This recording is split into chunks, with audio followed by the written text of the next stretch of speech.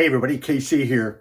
So I have been watching the Howard Schultz testimony on Capitol Hill as he's been testifying before the Bernie Sanders-led committee in the Senate about Starbucks' anti-union position.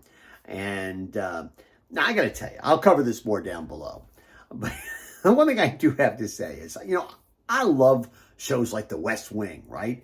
I love movies like Mr. Smith Goes to Washington. I've always loved movies that sort of paint our government in noble terms. It talks about the nobility of public service and talks about how government works and how it can work really, really well. And I recognize that a lot of those movies and TV shows, they tend to cast the best possible light on government, and unless, of course, they're an anti-government sort of movie.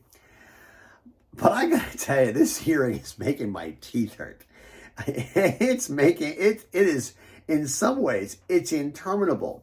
And the thing that really bothers me is it doesn't seem to allow for a nuanced conversation about the issues. Everybody's got a time limit. And I recognize you have to have a time limit. I recognize that.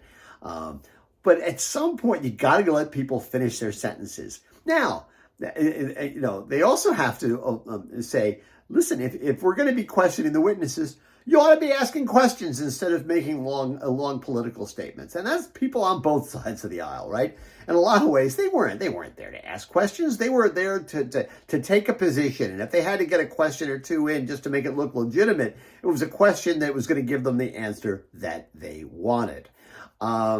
So listen, I don't know that anything is going to be solved out of this. I don't know that Starbucks looks better or worse coming out of this. Somehow I have a feeling that the Senate ends up looking a little bit worse out of this if people are actually paying attention. But I'm just one of the few people who, I can't imagine there are a lot of people spending hours watching this thing. I sort of do it for a living. I don't think a lot of people are going to do it.